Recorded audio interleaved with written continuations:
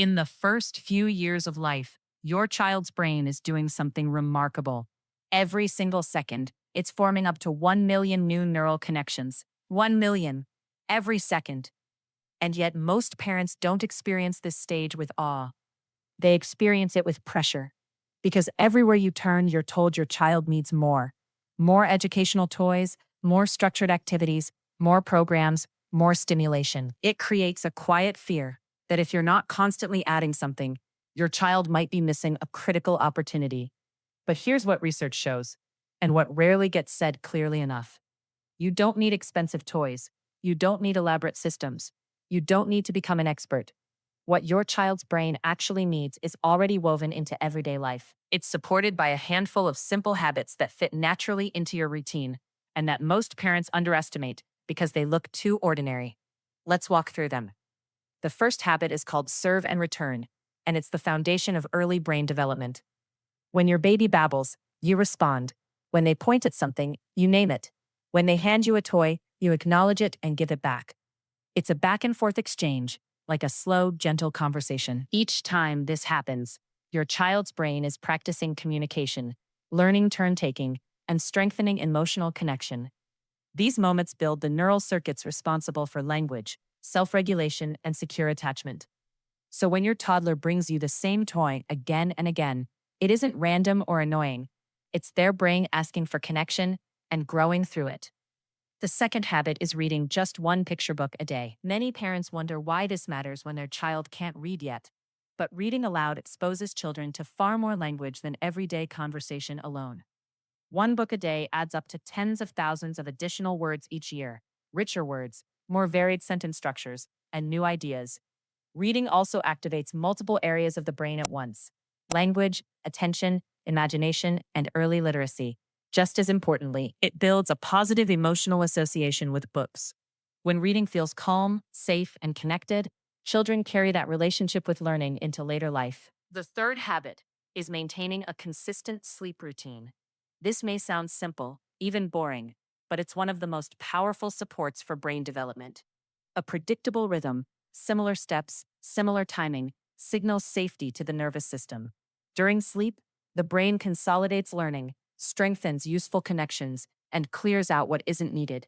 Children who sleep well tend to have better attention, more emotional stability, and greater capacity to learn. A rested brain is a brain that's ready.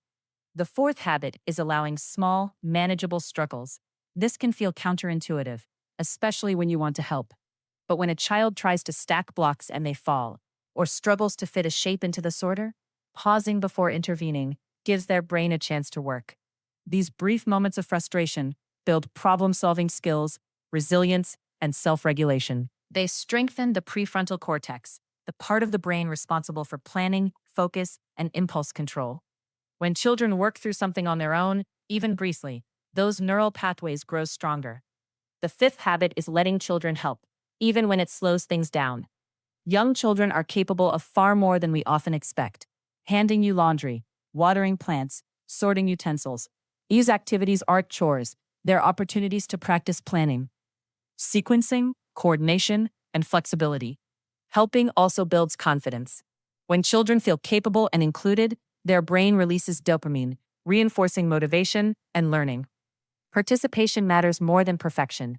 When these 5 habits become part of everyday life, the changes don't show up overnight, but they show up clearly. Parents often notice that their child begins to communicate more intentionally. Instead of pulling your hand or melting down, your child starts pointing, making eye contact, or using simple sounds to get your attention. For example, instead of dragging you to the fridge, they pause, look at you, and point. That small shift signals that communication pathways are strengthening. The brain is learning. I can express myself and be understood. You may also notice better emotional regulation. Tantrums don't disappear, but they become shorter and less intense. A child who once screamed for 10 minutes when a block tower fell might now pause, feel frustrated, and try again. This happens because serve and return interactions, consistent sleep, and small struggles teach the nervous system how to calm itself. The child is learning that emotions are manageable, not overwhelming. Language often takes a noticeable leap.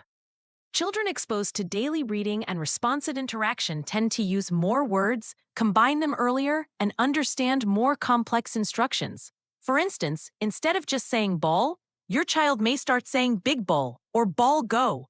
These aren't just vocabulary gains.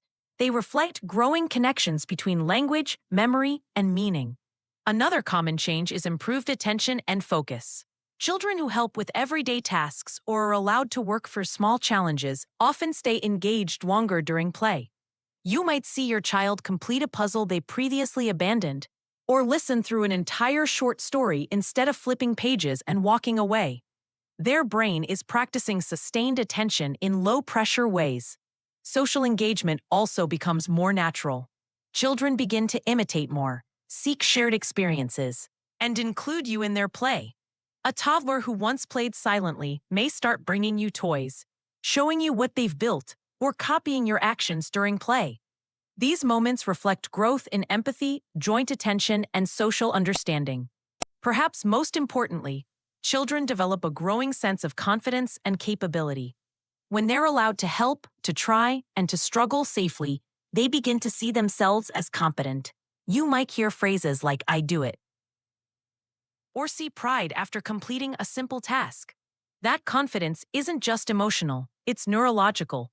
Each success reinforces motivation and learning pathways.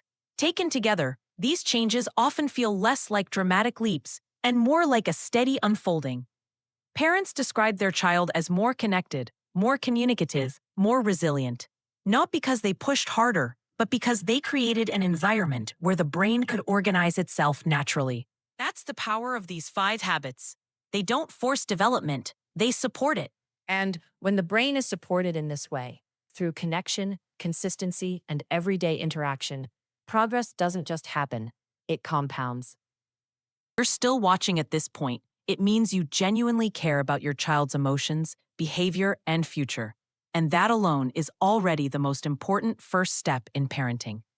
This channel isn't about raising a better child than anyone else, and it's not about chasing trendy methods or impossible standards of perfection.